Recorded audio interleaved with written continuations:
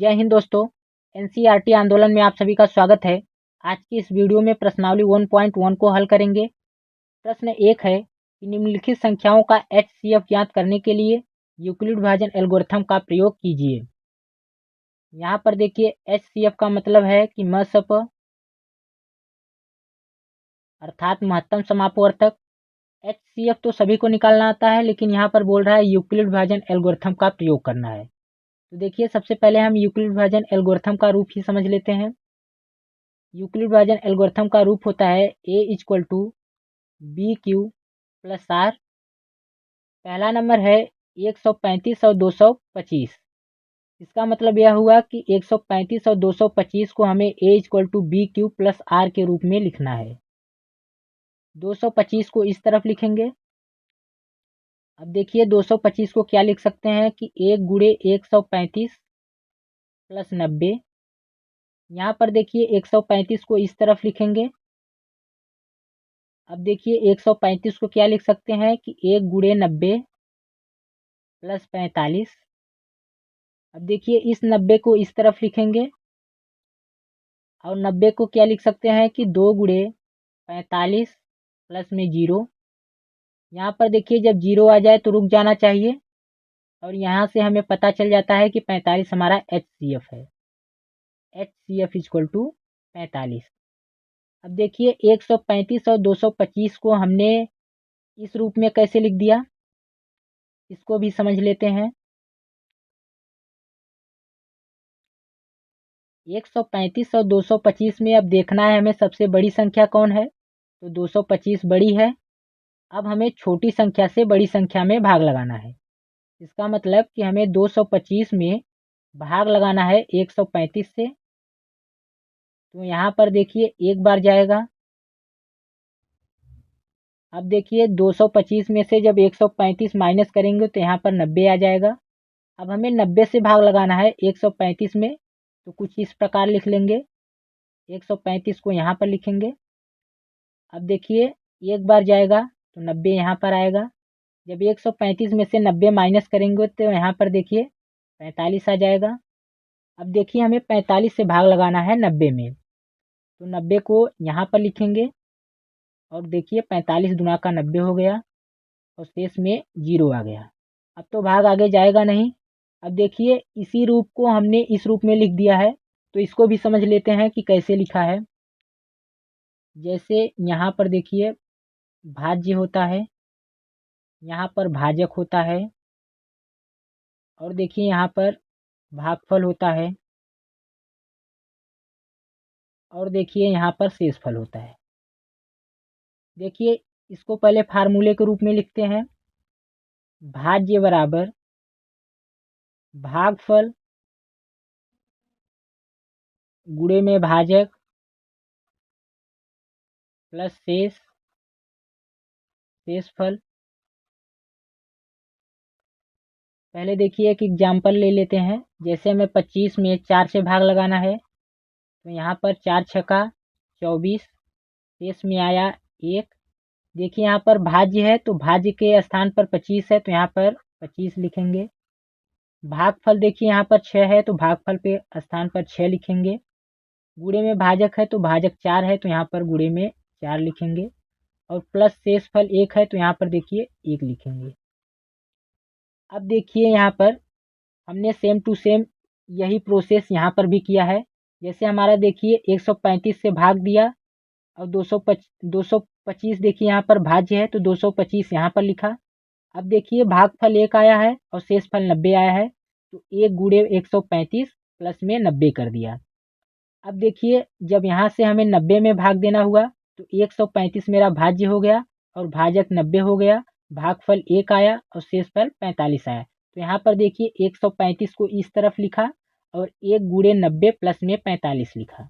अब देखिए यहाँ पर 45 से जब हमने भाग दिया तो 90 हमारा भाज्य हो गया और 2 भागफल आया और 0 शेषफल आया, तो यहाँ पर देखिए 2 गुणे 45 प्लस 0 हो गया। अब देखिए यहीं से हमें पता चल जाता है कि एचसीएफ 45 है और यही आंसर हो जाता है। यह मेथड देखिए हमारा भाग विधि मेथड है, भाग विधि है।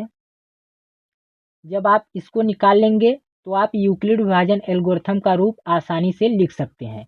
और आपको देखिए एग्जाम में इन सब पर फोकस नहीं करना है, सिर्फ और सिर्फ यही आपको एग्जाम में लगाना होगा। ये आपको हमने इसलिए बता दिया जिसको आपको लिखना आसानी हो यूक्लिड विभाजन का रूप। यहाँ पर देखिए आप a equal to b q plus r को यहाँ से भी समझ सकते हो, ए इक्वल टू बी गुणे क्यू प्लस आर। देखिए ए जो है भाज्य को समझ लीजिए, बी भागफल, गुणे क्यू को भाजक से, और प्लस आर जो है उसको शेषफल से समझ लीजिए। तो आपको लिखने में बहुत ही आसानी होगी और एग्जाम में आपको इन सब पर फोकस नहीं करना है, सिर्फ और सिर्फ आपको यही लगाना है। अब देखते हैं हम दूसरा नंबर। दूसरा नंबर है 196 और 38,220। दूसरा नंबर है 196 और 38,220। देखिए यहाँ पर 38,220 बड़ा है तो हमें 196 से भाग लगाना होगा 38,220 में। 38,220 में भाग लगाना है 196 से। तो यहाँ पर देखिए एक बार जाएगा तो यहाँ पर 196 हो जाएगा। अब देखिए 38,220 में से 196 जब माइनस करेंगे तो यहाँ पर 186 हो जाएगा। अब देखिए ये वाला 2 यहाँ पर आ जाएगा। अब यह 9 बार जाएगा तो यहाँ पर देखिए 1764 हो जाएगा। जब 1862 में से 1764 माइनस करेंगे तो यहाँ पर देखिए 98 हो जाएगा और ये वाला 0 यहाँ पर आ जाएगा। अब देखिए यह 5 बार जाएगा, 5 बार जाएगा तो 980 हो जाएगा और शेष में 0 आ जाएगा। अब देखिए यह पहली बार में ही भाग दिया तो शेष 0 आ गया, तो दिक्कत की कोई बात नहीं है। A equal to b q plus r के रूप में लिखना है तो ए के स्थान पर बड़ी संख्या 38,220 हो जाएगा बराबर बी क्यू। तो यहाँ पर देखिए 195 गुणे 196। अब देखिए यहाँ पर शेष 0 है तो प्लस में 0 लिख देंगे और ये वाला हमारा आंसर हो जाएगा। तो HCF बराबर 196 हो जाएगा और यह आंसर हो जाएगा। अब देखते हैं हम अगले नंबर प्रश्न पर। तीसरा नंबर है 867 और 255।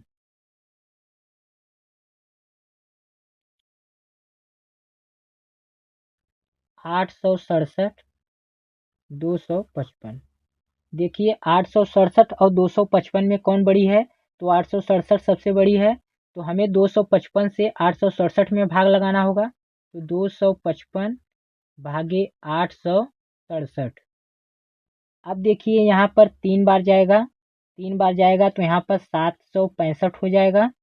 867 में से जब 765 माइनस करेंगे तो यहाँ पर 102 आ जाएगा। अब देखिए 102 को हमें 255 में भाग लगाना है तो 255 को यहाँ पर लिखेंगे। अब देखिए यहाँ पर 2 बार जाएगा तो 204 हो जाएगा। अब देखिए 255 में से जब 204 माइनस करेंगे तो यहाँ पर 51 हो जाएगा। अब देखिए 51 में से हमें 102 में भाग लगाना है तो 102 को यहाँ पर लिखेंगे और देखिए 51 दूना का 102 और शेष में 0 आ गया।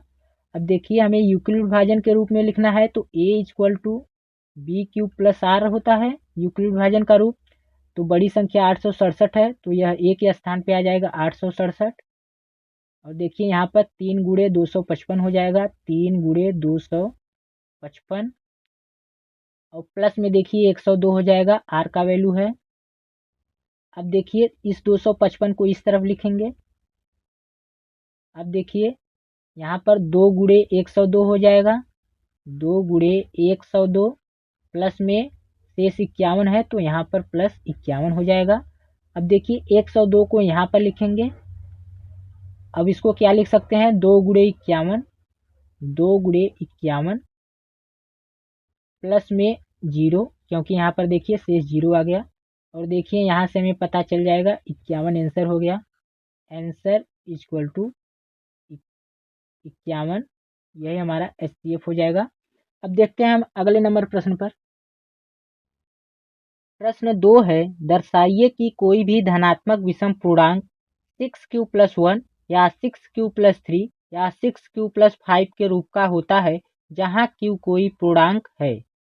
यहाँ पर देखिए दर्शाने के लिए बोल रहा है कि धनात्मक विषम पूर्णांक 6q+1 या 6q+3 या 6q+5 के रूप का होता है। तो यहाँ पर देखिए सबसे पहले हमें एक पूर्णांक मान लेना होगा। माना यक्स एक पूर्णांक है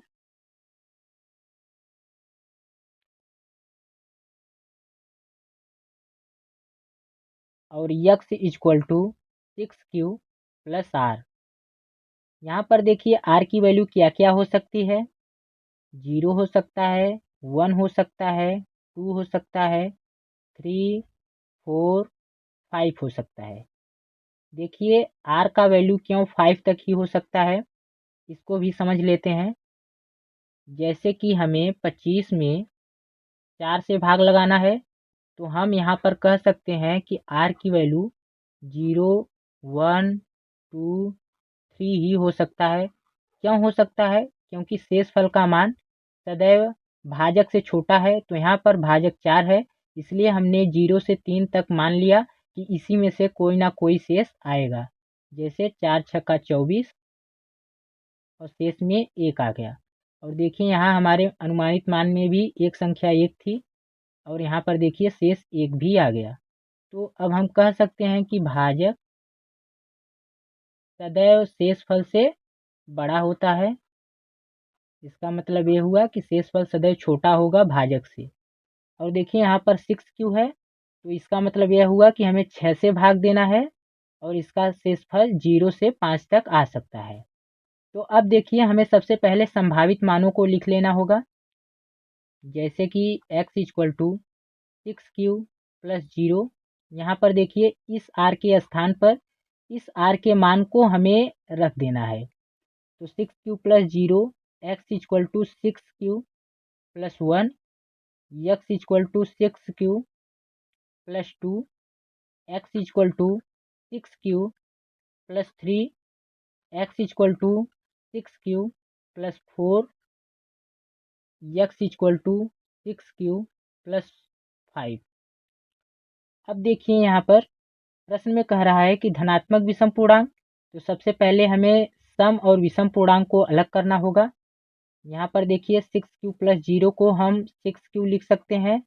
अब देखिए यहाँ पर हमें सम विषम पूर्णांक को अलगाने के लिए यहाँ देखिए 2 को कॉमन ले लेते हैं, तो यहाँ पर 3q हो जाएगा। इसका मतलब यह हुआ कि इसमें 2 से भाग चला जाएगा, तो वह पूर्णांक हमारा सम हो जाएगा। तो यह एक सम पूर्णांक मिला। यहाँ पर देखिए 2 कॉमन लेते हैं, तो यहाँ पर 6q में से 2 कॉमन हो जाएगा, लेकिन 1 में से 2 कॉमन नहीं हो पाएगा, तो इसको ऐसे ही रहने दो। अब देखिए 6q+2 है, तो यहाँ से आसानी से 2 कॉमन निकल जाएगा, तो यहाँ पर देखिए 3q+1 बच जाएगा। तो यह देखिए एक सम पूर्णांक मिला। अब देखिए यहाँ पर 6q+3 में से हमें 2 कॉमन निकालना है, तो 6q में से 2 कॉमन निकल जाएगा, लेकिन यहाँ पर 3 है, 3 में से कॉमन नहीं निकल पाएगा, तो इसको भी ऐसे ही रहने दो। और देखिए यहाँ पर x इक्वल टू 6q+4 है, यहाँ से देखिए 2 कॉमन निकालेंगे, आसानी से निकल जाएगा। तो यहाँ पर देखिए 3q हो जाएगा और प्लस में 2 आ जाएगा। अब देखिए इसमें में से अगर हम कॉमन निकालते हैं तो क्या हो जाएगा, 6q में से 2 निकल जाएगा, लेकिन 5 में से 2 कॉमन नहीं निकल पाएगा, तो इसको भी छोड़ देते हैं। अब देखिए सबसे पहले लिख लेते हैं। यह देखिए हमारा सम पूर्णांक मिला और यह देखिए एक विषम पूर्णांक मिला। यह भी देखिए सम पूर्णांक मिला, यहाँ भी देखिए विषम मिला और ये भी देखिए एक सम पूर्णांक मिला, यहाँ देखिए विषम मिला। अब देखिए प्रश्न में क्या दर्शाने के लिए बोल रहा है कि धनात्मक विषम पूर्णांक 6q+1 6q+3 6q+5 के रूप का होना चाहिए। तो यहाँ पर देखिए विषम पूर्णांक किसके रूप का मिला, 6q+1, यहाँ पर देखिए 6q+1। दूसरा है 6q+3, तो यहाँ पर देखिए विषम 6q+3 के रूप का मिला। यहाँ पर देखिए 6q+5 के रूप का मिलना चाहिए, 6q+5 के रूप का मिला। और यही हमें सिद्ध भी करना था, तो अब हम लिख सकते हैं हेंस प्रूव्ड। अब देखते हैं हम अगले नंबर प्रश्न पर। प्रश्न 3 है, किसी परेड में 616 सदस्यों वाली एक सेना आर्मी की टुकड़ी को 32 सदस्यों वाले एक आर्मी बैंड के पीछे मार्च करना है। दोनों समूहों को समान संख्या वाले स्तंभों में मार्च कराना है। उन स्तंभों की अधिकतम संख्या क्या है जिसमें वे मार्च कर सकते हैं। देखिए प्रश्न में कह रहा है कि एक 616 सदस्य वाली आर्मी है और एक 32 सदस्य वाली आर्मी है। ऐसा स्तंभ बनाया जाए जिनमें 616 सदस्य और 32 सदस्य दोनों ही मार्च कर पाएं। तो यहाँ पर देखिए प्रश्न में कह रहा है कि उन स्तंभों की अधिकतम संख्या क्या है जिसमें वे मार्च कर सकते हैं। तो यहाँ पर देखिए अधिकतम संख्या से हम समझ सकते हैं कि यहाँ पर HCF निकालने के लिए कह रहा है।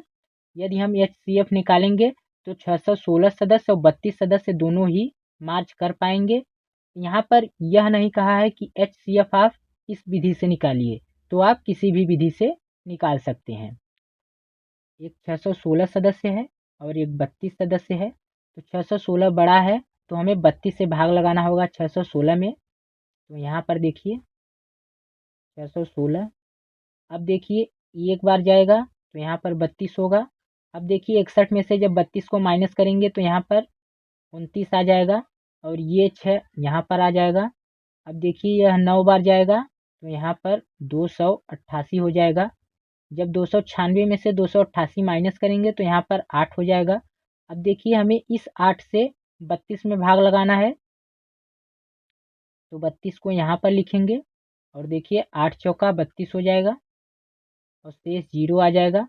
देखिए यहाँ से हमें पता चल गया यदि 8 पंक्ति बनाई जाएगी तो 616 सदस्य और 32 सदस्य दोनों ही मार्च कर पाएंगे। और यहाँ से देखिए आंसर 8 हो गया। देखिए यह पहला मेथड हो गया और आप दूसरे तरीके से भी लगा सकते हैं। इसी को हम यूक्लिड विभाजन के रूप में भी लिख सकते हैं। A=BQ + R। यहाँ पर देखिए A के स्थान पे 616 हो जाएगा और यहाँ पर देखिए 19 × 32 हो जाएगा। 19 × 32 प्लस में 8 आ जाएगा शेष। और देखिए इस 32 को यहाँ पर लिखेंगे। अब देखिए इसको 4 × 8 लिख सकते हैं। 4 × 8 प्लस में 0 और यहाँ से भी पता चल जाता है कि 8 आंसर हो जाएगा। अब देखिए हम चलते हैं अगले नंबर प्रश्न पर। प्रश्न 4 है, यूक्लिड विभाजन प्रमेयिका का प्रयोग करके दर्शाइए कि किसी धनात्मक पूर्णांक का वर्ग किसी पूर्णांक m के लिए 3m या 3m+1 के रूप का होता है। यहाँ पर देखिए संकेत भी दिया है। यह मान लीजिए x कोई धनात्मक पूर्णांक है, तब यह 3q+1 या 3q+2 के रूप में लिखा जा सकता है। इसमें से प्रत्येक का वर्ग कीजिए और दर्शाइए कि इन वर्गों को 3m 3m+1 के रूप में लिखा जा सकता है। देखिए यहाँ पर हम इसके संकेत का ही सहारा ले लेते हैं। संकेत में कह रहा है x कोई धनात्मक पूर्णांक है, तो सबसे पहले हम मान लेते हैं। माना x एक धनात्मक पूर्णांक है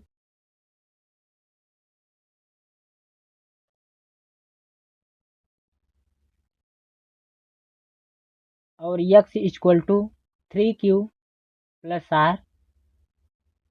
अब देखिए यहाँ पर r की वैल्यू क्या क्या हो सकती है। 0 हो सकती है, 1 हो सकती है, 2 हो सकती है, क्योंकि यहाँ पर देखिए 3q है। अब देखिए यहाँ पर भी हमें संभावित मान को लिख लेना होगा, जैसे कि x 3q+0, x 3q+1, x 3q+2। देखिए इसके संकेत में कह रहा है कि इसमें से प्रत्येक का वर्ग कीजिए, तो हमें इन सब का वर्ग करना होगा। तो यहाँ पर लिख देते हैं कि वर्ग करने पर देखिए x² हो जाएगा और 3q+0 का होल स्क्वायर करेंगे। 3q का होल स्क्वायर कर देते हैं क्योंकि 0 का कोई वैल्यू नहीं है यहाँ पर। अब देखिए यहाँ पर x² 3q+1 का होल स्क्वायर, x² 3q+2 का होल स्क्वायर।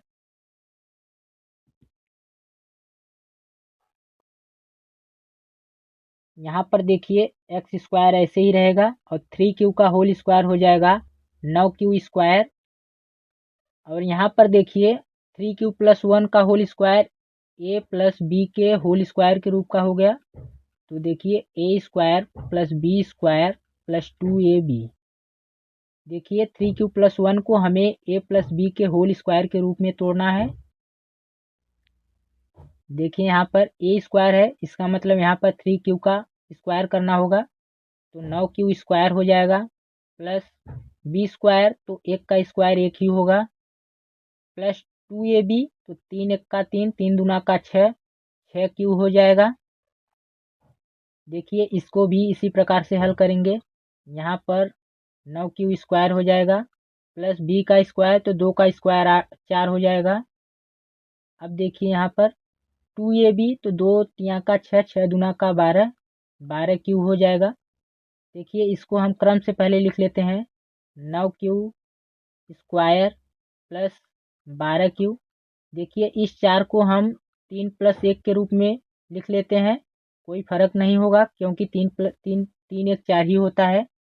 यहाँ पर भी देखिए इसको भी क्रम से कर लेते हैं, 9q² प्लस 6q प्लस 1। अब देखिए यहाँ से हमें 3 को कॉमन ले लेते हैं, 3 कॉमन लेंगे तो यहाँ पर देखिए 3q² बचेगा। देखिए इन दो पदों में से हमें भी यहाँ से भी 3 कॉमन लेना होगा, तो 3 जब कॉमन लेंगे तो यहाँ पर भी 3q² प्लस 2q हो जाएगा, प्लस में 1 हो जाएगा। यहाँ पर देखिए इन 3 पदों में से हमें 3 कॉमन लेना होगा, जब 3 कॉमन लेंगे तो यहाँ पर 3q² plus 4q plus 1 plus 1 बच जाएगा। अब देखिए यहाँ पर 3q² plus 2q, 3q² plus 4q plus 1। देखिए ये हमारे एक प्रकार के पूर्णांक हैं। कैसे हैं इसको भी समझ लेते हैं। जैसे कि हमने यहाँ पर यक्स एक धनात्मक पूर्णांक माना है और यक्स बराबर ही 3q प्लस r है। यहाँ पर देखिए r का वैल्यू ही हमने यहाँ पर रख करके हल किया है, तो यहाँ से हमें पता चल जाता है कि जब यक्स एक धनात्मक पूर्णांक है और 3q प्लस r को ही हमने हल कर दिया है मान रख करके, तो यह देखिए हमारा एक पूर्णांक हो गया। तो यहाँ पर हम लिख सकते हैं पूर्णांक। यहाँ पर देखिए ये पद भी हमारा एक पूर्णांक हो गया। यहाँ पर देखिए ये पद भी हमारा एक पूर्णांक हुआ। अब देखिए हमें पूर्णांक के स्थान पर यम रख देना है। यम के पदों में हमें ज्ञात करना है, तो 3m, यहाँ पर देखिए 3m प्लस 1, यहाँ पर देखिए 3m प्लस 1 हो जाएगा क्योंकि इतना पद यम हो गया और 1 ऐसे ही लिखा जाएगा। अब देखिए हमें यही सिद्ध करना था प्रश्न में। प्रश्न में देखिए यही कह रहा है कि धनात्मक पूर्णांक का वर्ग किसी पूर्णांक यम के लिए 3m प्लस 1 के रूप का होता है। तो यहाँ पर भी देखिए हमारा यही आ गया, 3m और 3m प्लस 1 के रूप का आ गया। तो हम लिख सकते हैं अब हेंस प्रूव्ड। अब देखिए हम चलते हैं अगले नंबर प्रश्न पर।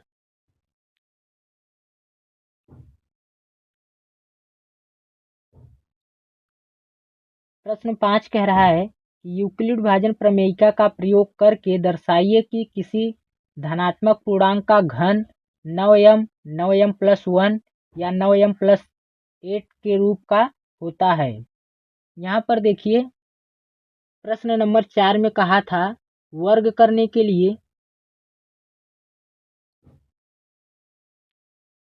देखिए प्रश्न नंबर 4 है और इसमें कह रहा था कि धनात्मक पूर्णांक का वर्ग कीजिए, और प्रश्न नंबर 5 में कह रहा है कि धनात्मक पूर्णांक का घन कीजिए। तो हमारे प्रोसेस में कोई भी परिवर्तन नहीं होगा। यहाँ पर देखिए प्रश्न 5 है, प्रश्न 5 में कह रहा है कि धनात्मक पूर्णांक का घन कीजिए।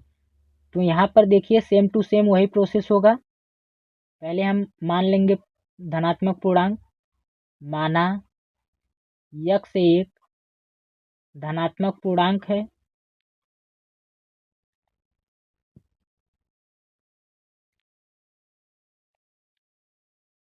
और x equal to 3q plus r। यहाँ पर भी देखिए r की वैल्यू 0 1 2 हो सकता है।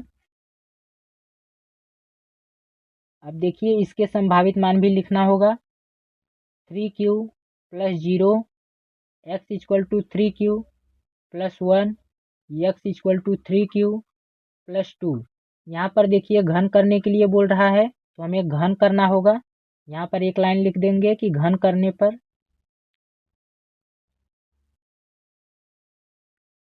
X cube equal to 3q का क्यूब। यहाँ पर भी देखिए x cube equal to 3q plus 1 का whole cube. X cube equal to 3q plus 2 का होल क्यूब।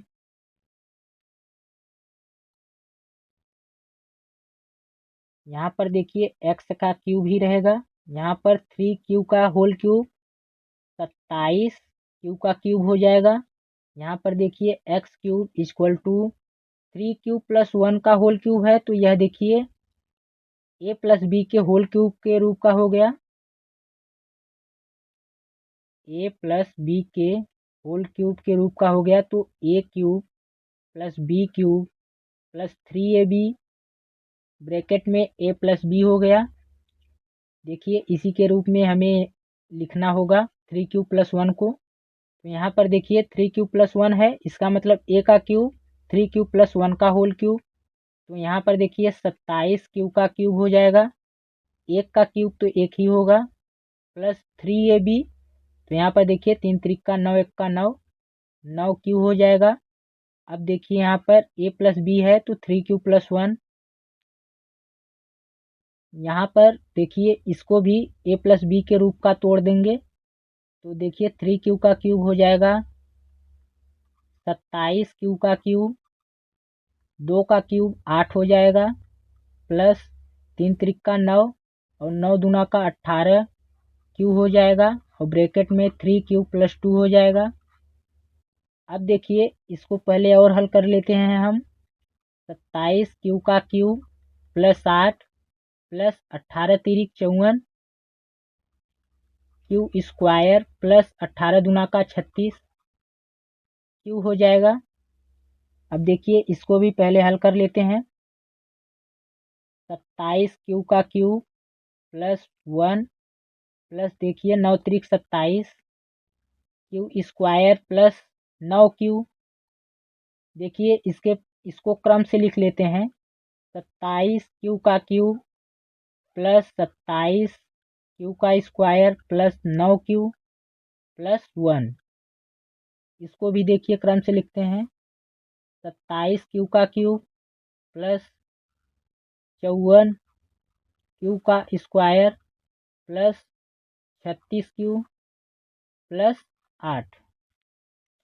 अब देखिए यहाँ पर x cube equal to 27q cube है तो यहाँ से देखिए हम यहाँ पर 9 कॉमन लेते हैं तो यहाँ पर देखिए 3q का क्यूब बचेगा। अब देखिए यहाँ से भी हमें इन तीन पदों में से 9 कॉमन लेना होगा तो यहाँ पर जब 9 कॉमन लेंगे तो यहाँ पर देखिए 3q का cube plus 3q square plus q बचेगा और प्लस में 1। यहाँ पर देखिए इन तीन पदों में से 9 कॉमन लेना होगा। जब 9 कॉमन लेंगे तो यहाँ पर देखिए 3q का क्यूब यहाँ पर 9 छक्का 54 6q स्क्वायर प्लस 9 चौका 36 तो 4q हो जाएगा प्लस में 8। अब देखिए यहाँ पर भी 3q का cube 3q cube plus 3q square plus q। यहाँ पर 3q cube plus 6q plus 4q। यहाँ पर देखिए ये हमारे एक प्रकार के पूर्णांक हैं। कैसे कि यहाँ पर देखिए हमने माना है यक्स एक धनात्मक पूर्णांक है और x equal to 3q plus R. यहाँ पर देखिए आर का वैल्यू हमने यहाँ पर इन मानों को रख करके हल किया है तो यहाँ से हमें पता चल जाता है जब हमने यक्स एक धनात्मक पूर्णांक मान लिया है और x equal to 3q plus R है और इन्हीं मानों को हमने रख करके हल किया है तो हमारे ये जो है एक पूर्णांक हो जाएंगे। तो यहाँ पर देखिए यह एक पूर्णांक है और ये भी देखिए एक पूर्णांक का रूप है। यहाँ पर ये भी एक पूर्णांक है।